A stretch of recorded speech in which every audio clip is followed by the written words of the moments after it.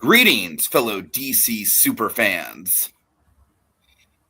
After getting educated in all things DCAU Batman, I've decided it's time to embark on a journey to the Arctic to learn about Superman, animated series.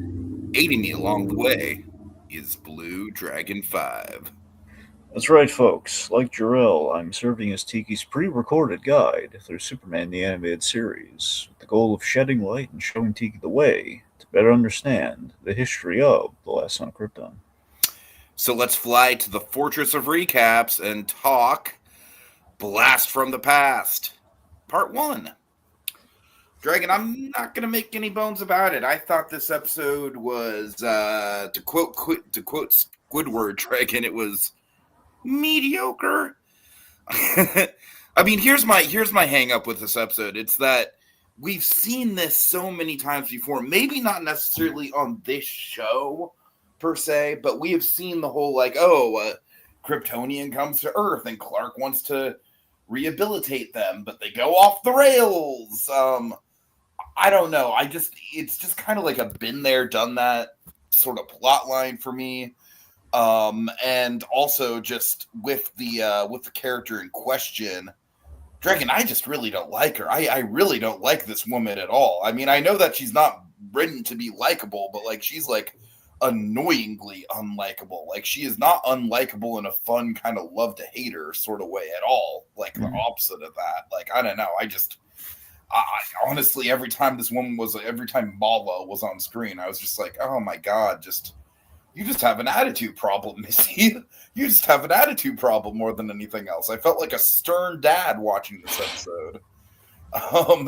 So there's a couple highlights here. Like I really like the continued like science bros friendship between Superman and Hamilton.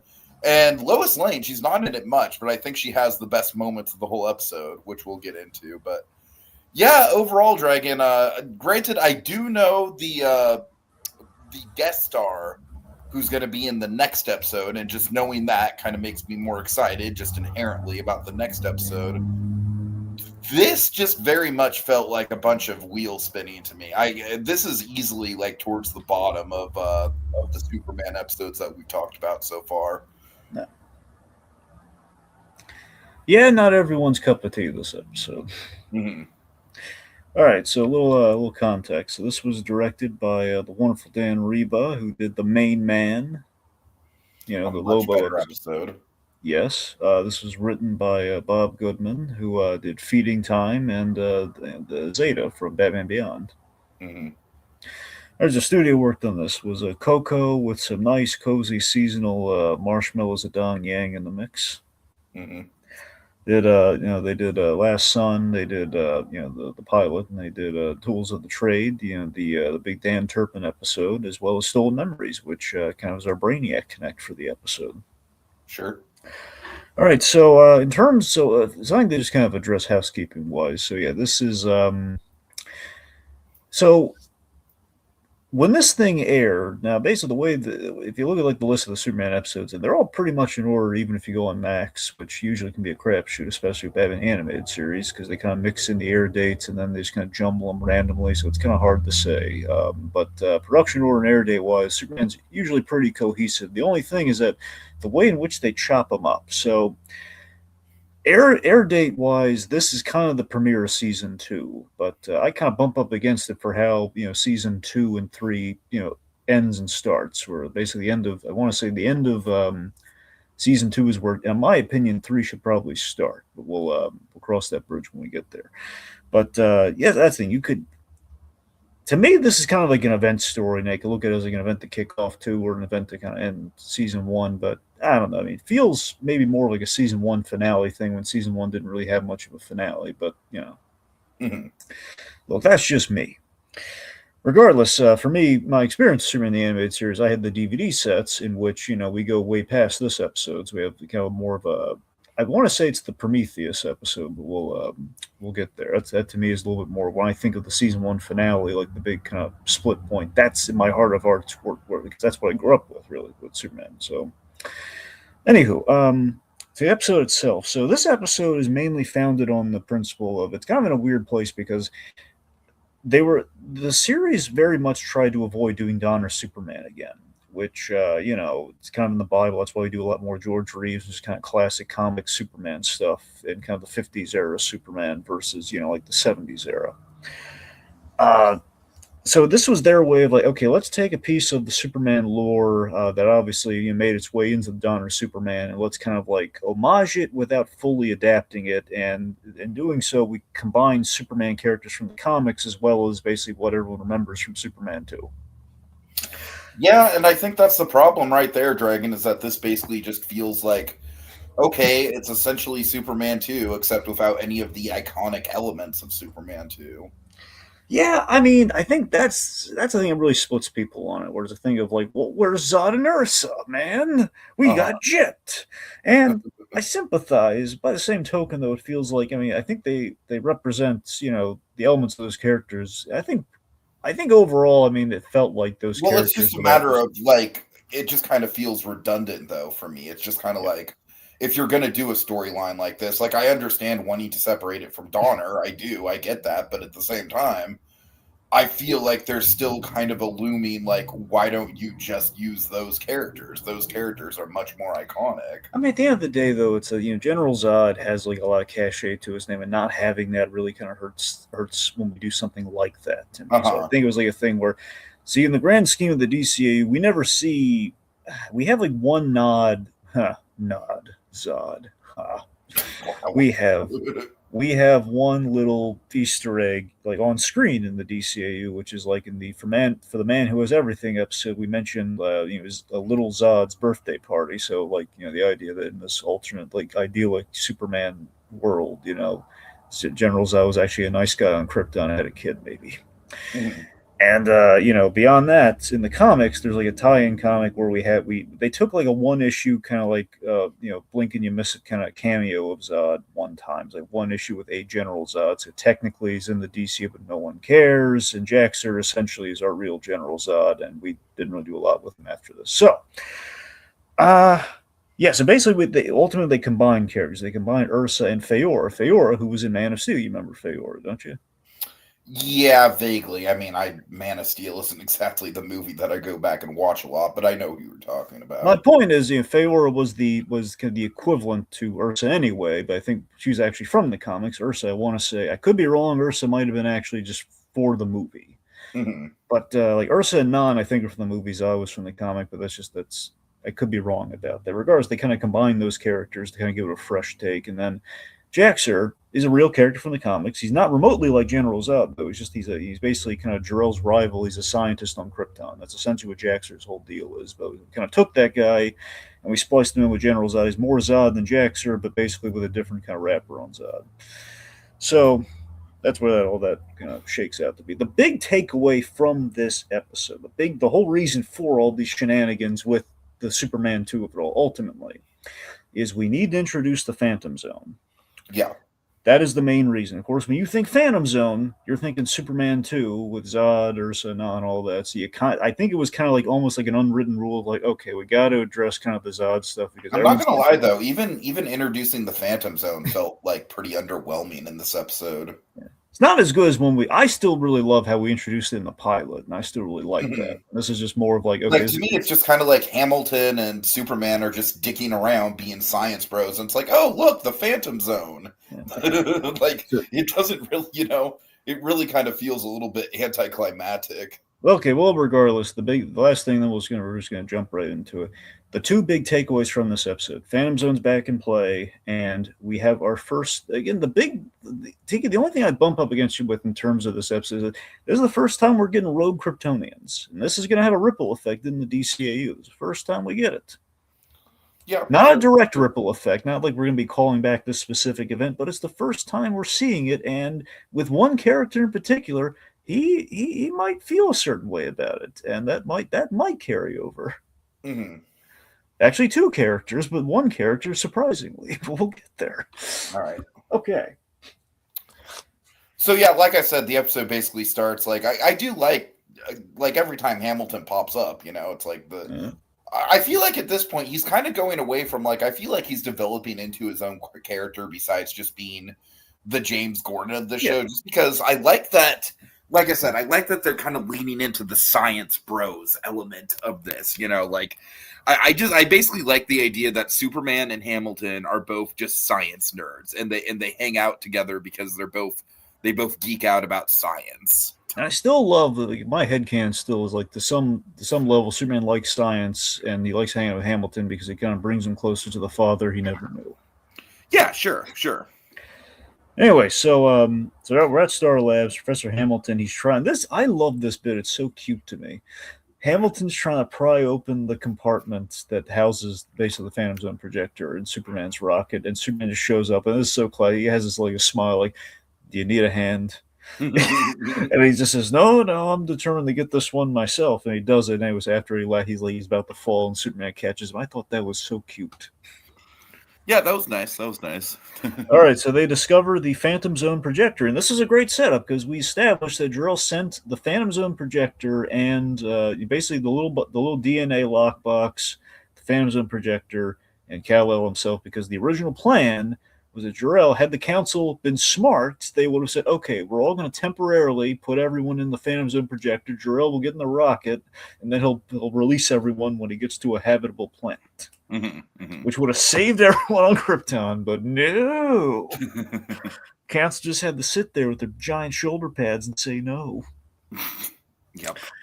Okay, anyway, so there's a little viewfinder on the projector, which leads this really great visual element, which I really like with the Phantom. It almost kind of reminds me of like a microscope. Well, yeah, it's like a microscope kind of crossed with almost like a kind of a view. I mean, you're right; it's more microscope than viewfinder. But I'm just saying, like the idea, you look inside, you have a cool, wacky visual. But yeah.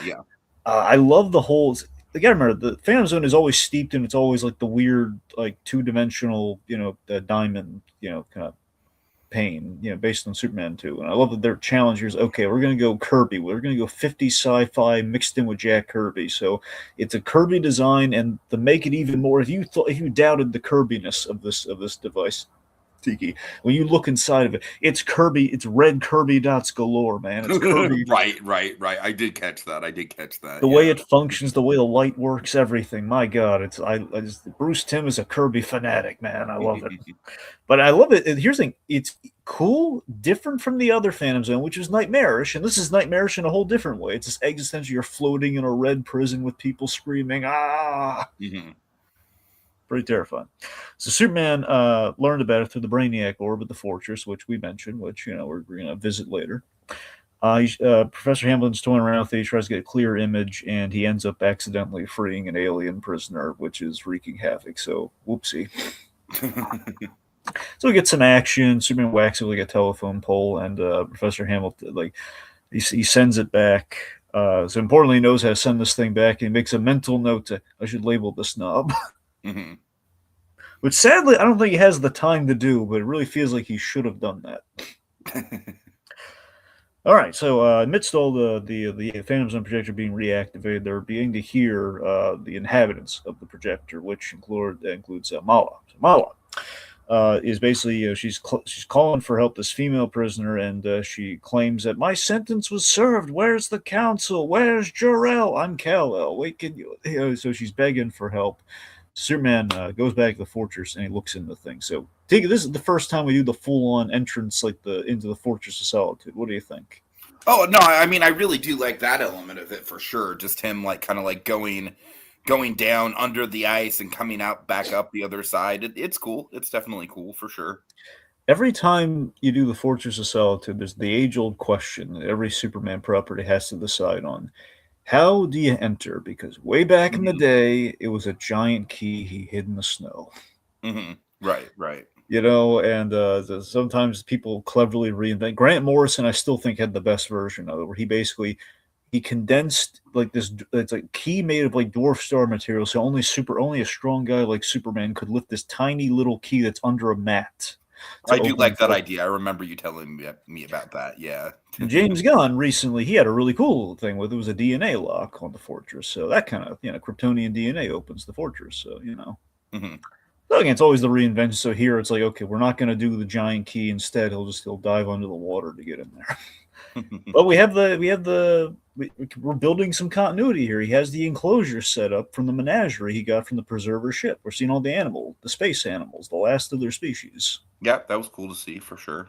Anyway, so on this, of course, the image that you see here before us, folks, came from this episode. In fact, so Tiki, at least we did get something useful from this episode. This is the whole setup I was teeing up, where you have the little Well, there DNA you run. go. I mean, I'll give it credit where credit's due.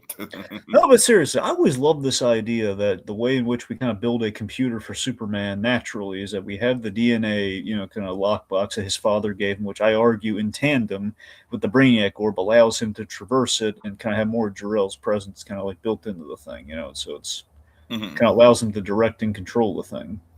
Sure, sure. So it's that kind of feeding into the Brainiac orb that he swiped in the Stolen Memories episodes. Anyways, I love that, and that allows us to have Brainiac as the computer for the Fortress of Solitude, which is always really cool. We get a little little taste of Corey Burton every episode, which is great.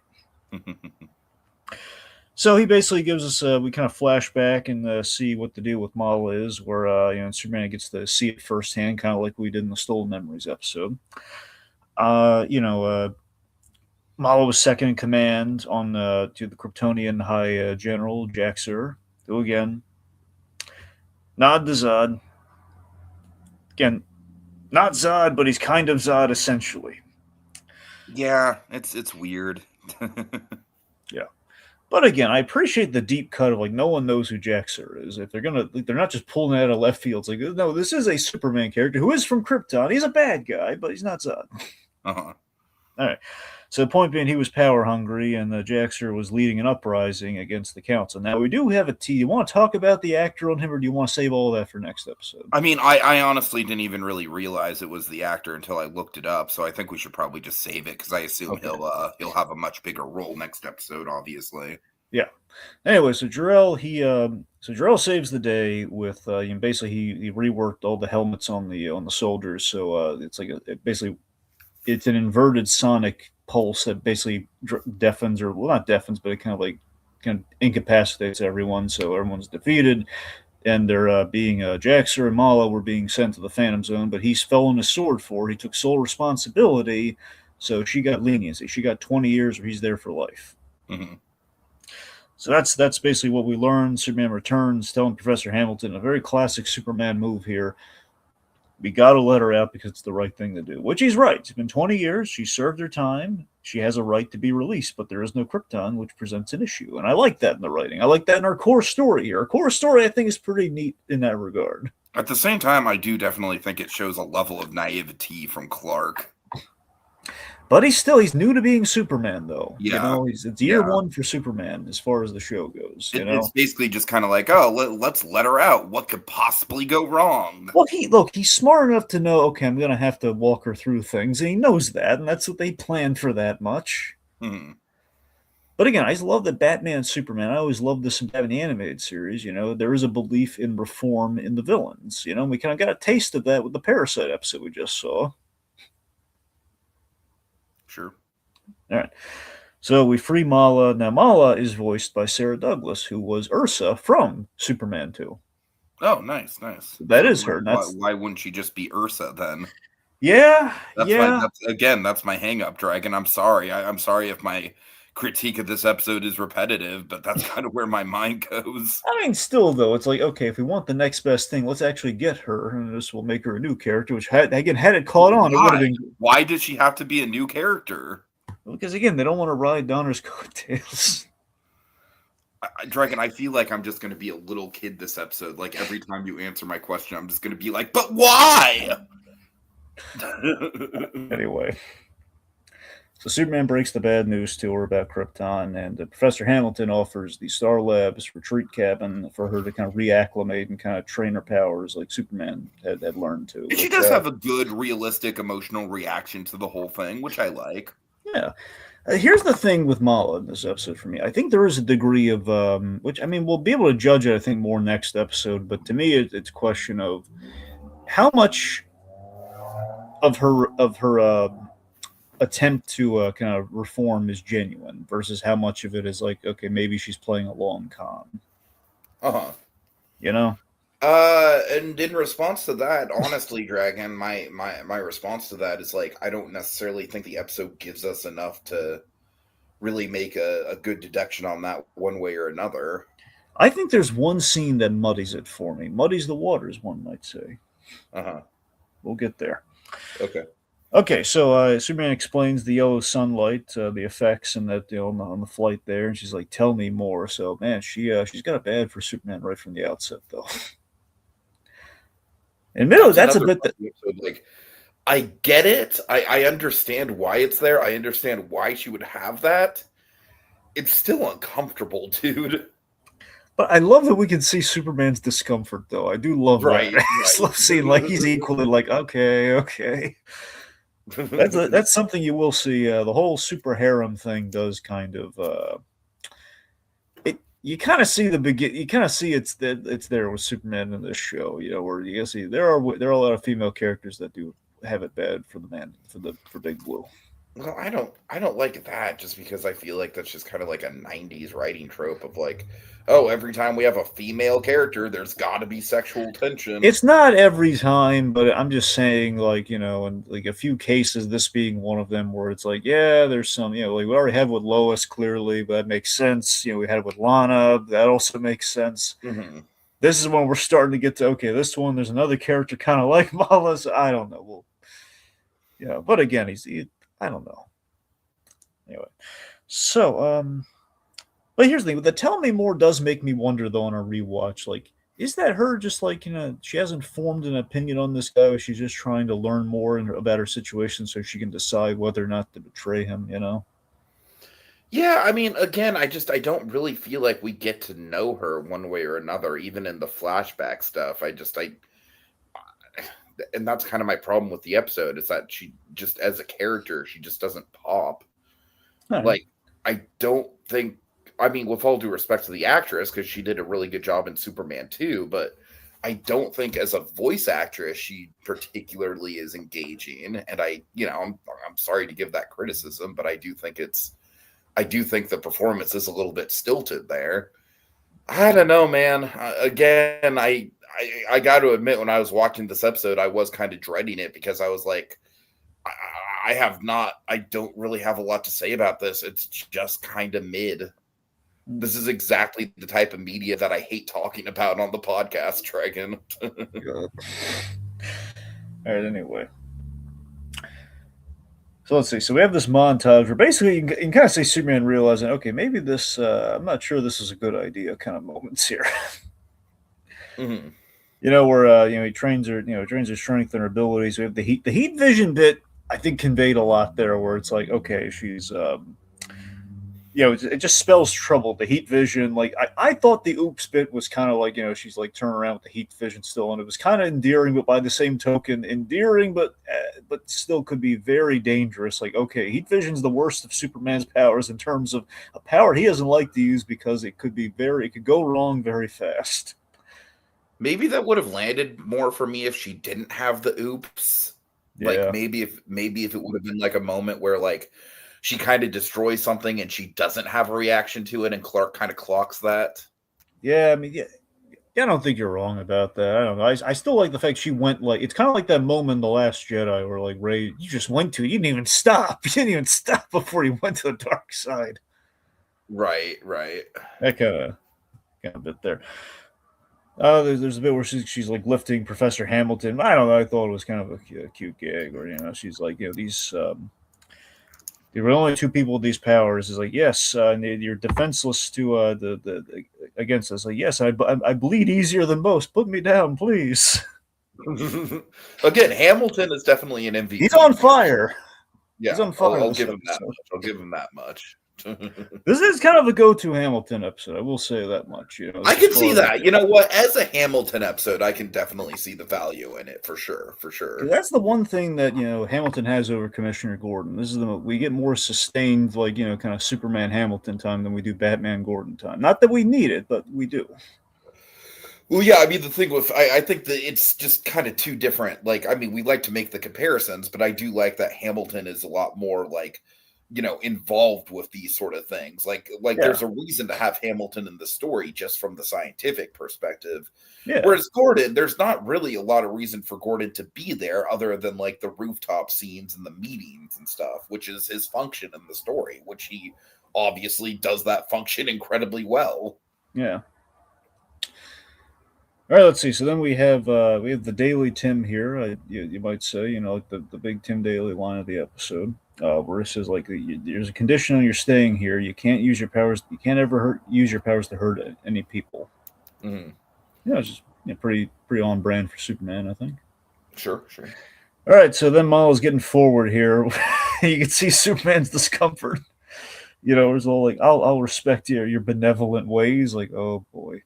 It's like if Superman could say good grief, it would be there. Yeah, he's trying. And yeah, she seals the promise of like she kisses him on the cheek, and you get to see him get uncomfortable, like, oh, I'm in deep trouble. And like the fact that she doesn't quite have flying down yet, so he has to hold her hand when they fly. It's like Superman is, oh, he's a good boy, Tiki, but he's in over his head. So they're going on patrol. They're putting the powers to the test there, and they kind of foil a bank robbery. If she looks through there, she says they look. I'll admit to you, this is a bit I think you might want to give a look see where she tells him he tells her to look through the wall, and they're like insects raiding a nest. And I love the animation here. The look that Superman gives her conveys the doubt that he has. Just the look of like, yeah, no, I mean, I did clock that, but like I said, I just kind of feel like we've kind of been through this whole plot line of like Clark trying to rehabilitate a Kryptonian. I don't know. I mean, not in this show.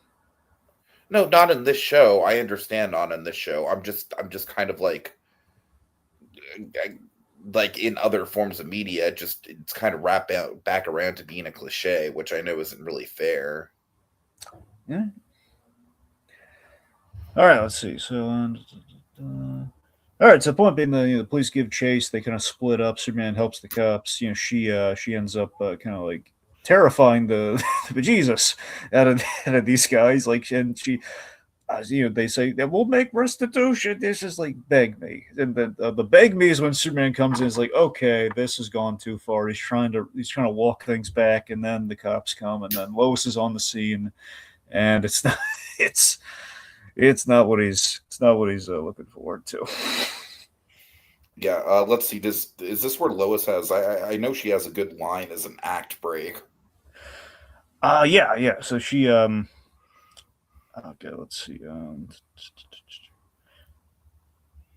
Well, actually, sorry, that comes like right after the act break, I think. Okay. But yeah, so Mala basically she's swapping out Jaxer for Superman here. She's like, I'm Superman's second in command, making it sound like he's an invading army, and Superman just has this great expression of why me, of like, oh no, this is bad. Yep. A just rule with a fair hand. Superman, he knows he's cooked here. And the next day we see it. Angela Chen reports on it, and Lex Luthor has some choice words for Mala. Okay, I'm just going to address Teddy really quick. He's just saying, to be fair, I get what Tiki is saying, but at the same time, it's just an important story for Superman media to tell. And again, I feel like my problem with that is just that I don't understand why they basically use generic characters when named characters were there. Like, I get the not wanting to connect to Donner thing, but I just don't find Mala likable. I don't find her interesting. I find her very, very generic. I find her, frankly, to be the most boring villain that we've gotten in the show so far, just as far as, like, personality. I honestly think she's kind of a charisma vacuum. So I don't know, Dragon. I'm an asshole, like, with this episode, I guess. Honestly, I feel like throughout the first run of episodes with Superman, I've been doing my best job, keeping my interest and like really having things to say. But here, this whole episode's mid, man. I don't know what to tell you. Well, no, you don't have to like her. It's fine. I know, but I just don't have much to say about the episode in general. So, I'm sorry. Well, the thing with this, the flag to plant here is we have a moment with Lex. So Lex, I love that he's making a point here that ultimately Lex is absolutely right, which just makes it all the more biting for Superman here. That he's calling out the ex-con Kryptonian here, saying, like, that's it. Superman's here to rule us against stuff we're seeing gunplay with years later. It's this whole, you know, um, they plan to populate the Earth with Kryptonians and reduces the slaves or pets. And he's on a tear here. But if Superman cares about the human race, he'll send this criminal back to where he found her, the Phantom Zone. Which again, Lex, in a rare case, is right. Mm-hmm. Sure. But again, maybe okay. I'm just gonna plant this right now. Then I just think maybe the screen time distribution in this episode should have been a little bit more even. Where like. Because when Lex comes into it, you're right, it is an interesting dilemma. And when Lois comes into it, I think that's where the episode shines as far as just the, it's the one time where I feel like the episode gets a lot of personality. But I just feel like we spend so much time in the episode just being like, okay, Mala, be good. And she's just not good. And it just gets repetitive. And I just find a big chunk of this episode's runtime just kind of boring. It's fair enough. All right. So, okay, so one being a lack of character kind of depth aside, Mala, she hears us, she's raging at the TV, heat visions the TV. I'm never going back. And we see this is not going to last. Superman doesn't have a prayer of reform in this girl. And she overhears Superman forming a contingency plan with Professor Hamilton, which is the dicey part of the episode, I feel. Mm-hmm. So Superman, he's mentioning to her, he thinks he might have made a mistake, and if he wonders if Brainiac knew the whole truth, and Hamilton's like asking, you think she could repair like the damage that she's done, press and media wise, and Superman says, well, maybe, but yeah, she's got to talk to the press and straighten everything out. But if she doesn't straighten out, you should have the projector ready because we might have to send her back. Now, Superman, I think it has a fair point here that we want to be prepared in case we have to send her back because he's no dummy. You want to be, if she's a criminal and we can't stop her, and obviously he's not going to kill her. There's no prison that could hold her. We have to send her back. But it's an ethical conundrum where this is Superman's fault. He unleashed her on this planet. But it's a very Green Year One Superman dilemma. So I can't fault him for it because he's doing the right thing. But, in imprisoning her for him not being a good enough teacher, or, just maybe like biting off more than he can chew, that's not fair to her either, right? Sure. Yeah. So she's upset. And then we have the big Lois Lane scene. Mm-hmm. Yeah. Which is fun. I mean, obviously, that's the one part of the episode that kind of really comes alive for me. And it's the one part of the episode where the sexual tension is actually like warranted within the runtime. I just kind of think we get a little bit too much of it, but when it's there, it's just kind of like, and again, I think one of the fun parts about this dynamic, and we've already kind of talked about this, is that, with Superman and Lois, and then Superman and Clark, like both of them, like they're not an item, but there's definitely chemistry with both of those two pairings. So I like that with Lois, it's not even necessarily that she's jealous. It's more so like, oh boy, Superman's got himself, like, what did Superman get himself into? Oh God. Yeah, Superman in a sitcom. Right. Yeah, pretty much. This is like Superman, like, Three's Company, essentially. Yeah.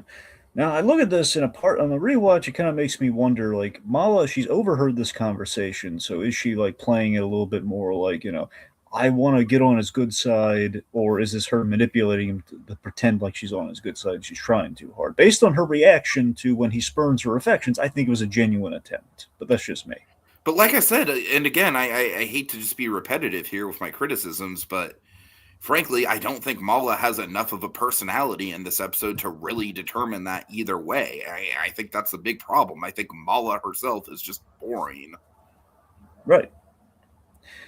We have a Wonder Woman reference, which a lot of people perked up at when this thing aired first, I'm sure. But as we found out, the Justice League, it's one of those continuity flubs we just can't do anything about, unfortunately. It's just throwing out like a casual Wonder Woman reference. Like, she says, like, I'm here to help Superman in his sworn, help people like Superman's sworn to. Yeah, right, and I'm Wonder Woman. It's just a great line. I will say that, again, I think Mala finally gets entertaining because the whole episode, it's just kind of been like borderline, like just sort of uncomfortable. And again, I don't think the voice actress is doing that great of a job. But the moment where she, it doesn't take much, Dragon. Superman doesn't even fully turn her down. He just says like, "Oh, it's not like that." That's all. And then she just goes like unhinged. I mean, she is like, she basically turns like full incel. Like Lois says, "Are you two an item?" He says like, "No," and she says, "Yes." But I gotta give her the way she says yes is kind of funny. Mm-hmm. So she also, takes I'm just gonna throw this out there. I don't like her design all that much either. You mean like I think it's weird. I never thought about this until the episode. I think that's what prisoners in the Phantom Zone like were kind of like on Krypton. You sentence them. I think it's like what the prison garb is. Yeah, it just kind of occurred to me. I never. I just don't like the proportions. I don't like the fact that she's got gray hair for whatever reason. I just don't think that fits. I don't know. All right. Okay. I'm being a little nitpicker. Yeah, big time. I'm talking about like you're going down to like I don't like your hair. Well, what can I say? I don't necessarily think it fits with her vibe. I don't know. Okay, it's fine. Let's see. So, point being, she does not take rejection well. I'm the last woman of your own kind, and you go for an inferior creature like this. And Lois is like, hey, wait a minute, and then just grabs Lois by the throat. Superman's okay. It's time to interject. It's lovely. I love he's not even like fight. He just throws Mala off, and when she comes back up, it basically turns into a scene from Invincible. Mm-hmm. Yep, but there's a cute little bit like you okay, and she kind of says yes, and then the fight is goes off, says talk about high maintenance. Yeah, that was again. Lois is the highlight of the episode. It's just she shows up for 2 minutes out of a 20-minute episode. That's the problem. Yeah, and then we have a direct nod to, I know Tiki's like a direct nod to Donner Superman here, where it says like, I know your weakness. You care for these creatures. Yeah, no, that was a little too on the nose. Again, I'm just like, meh. Like, why can't it be more like Donner Superman? Why is it referencing Donner Superman? I can't make up my mind. I'm an asshole. Okay, I retract my earlier Daily Tim moment. This one actually is the Daily Tim line. I care about everything. Why have we not been doing Daily Tims the whole time? Well, I mean, we introduced it a couple episodes ago. Did we? Okay. Yeah, but I mean, we didn't have a name for it, but then we came up with the Daily Tim. Because I like that name. I like that name for sure. So the Daily I like Tim, how it's got less gravitas than the Great Conroy, but it's still like, it's the Daily Tim. Oh, Superman. Superman's more friendly and like right. Batman's indeed the Great Conroy. It's like the last moments in the chair, just like the Great Conroy. Oh man. Versus, it's time for the Daily Tim. Exactly. In the Daily Tim, I just love this line. This is like, I care about everyone, but you're pushing it right now. Yeah, no, that's a great Superman line. I'll give you that. The Superman has been exceedingly patient. The episode kind of comes alive in the last 5 minutes. I'll give you that. It does. Yeah. It does. It just kind of takes Dragon. Basically, I don't even necessarily know. Like, I haven't seen part 2. I don't even really know if this needed to be a 2-parter, honestly, because I feel like we spend a little bit too much time just building her character up, and we didn't really need to. I think maybe the first half of the episode could have led up to, to the Lois Lane interview, and then I mean, I don't know. I might feel differently once I actually see part 2, but to me, this feels like this kind of story that could be put into 20 minutes. I feel. To me, it feels like we didn't have the runtime with the way the 2-parter works. That's it, but we'll get there, and you can make right. It doesn't feel ambitious, like like for example, the main man, like that. That felt like an episode that was written to be 2 parts. You know what I mean? It has a very clear breaking point. Part 2 is a lot different than part 1. Yeah, and obviously it's building out a very, very pivotal like Batman or I'm sorry, Superman villain who kind of becomes an ally. So yeah, I mean, I totally understand doing a 2-parter with episodes like that. This just I think you're right, Dragon. I just think they figured like, well, we need to get like like not Zod. We need to get not Zod onto the playing field, and I don't know. It almost kind of feels like the episode. If the episode was like 30 minutes, it would have been perfect. Maybe do one of those things where like the Freakazoid thing that we saw with with the chip, where part 2 is just like half of an episode. Yeah. I don't know. Well, that's the thing. So I mean, we'll get to it, but to me, if memory serves, I haven't rewatched it yet, but to me, if memory serves, it's basically part 2 is like an extended act 3. It's like a meaty act 3. Yeah, and that's what I figured. Which ultimately is what Freakazoid was. I mean, I worry again that I'm not going to really have a lot to say about it if it's just going to be action. I think our guest star is going to be cool enough that might take you through it. I don't know. I think so. I mean, I won't doubt that. I don't doubt that. Yeah. I'm saying he's got some really cool lines in the next one. I gotta be honest. He's like so cool. We got him not there. The first time the guest stars popped up, though, so it's not like going to be totally like Yeah, totally. I know. I know. I'm just saying he's so cool. Yeah. Anyway, so it was a nice action bit. I think it's more in line with like the last couple minutes of the episode. I'm going to give it that much. Okay. Anyway, so we have the restaurant bit. I love this. Like she kind of flips Superman into this restaurant, and basically it's like almost like Sky Needle and like. Okay, now I will say I love the.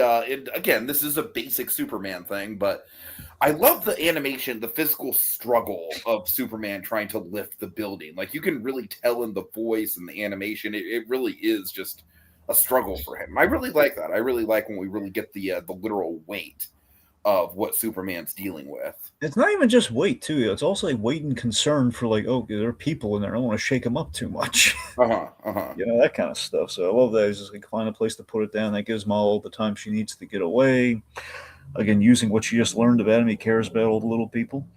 So we learned that Mala attacked poor Professor Hamilton. Oh, poor guy. And again, plant the flag there. Just saying, Professor Hamilton, he's having a run-in with a rogue Kryptonian, and he could justifiably be a little shaken up by that. Sure. Just throwing it out there. Anyway, so she stole the projector, and we see what she's done with it. She's taken the projector, which I love that Hamilton added like a tripod to it, by the way. Mm-hmm. Little detail.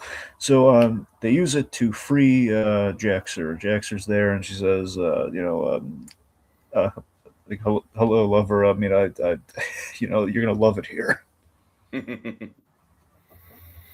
Yeah. So, like I said, like basically, like from the Lois Lane interview onwards, the episode actually becomes like pretty good.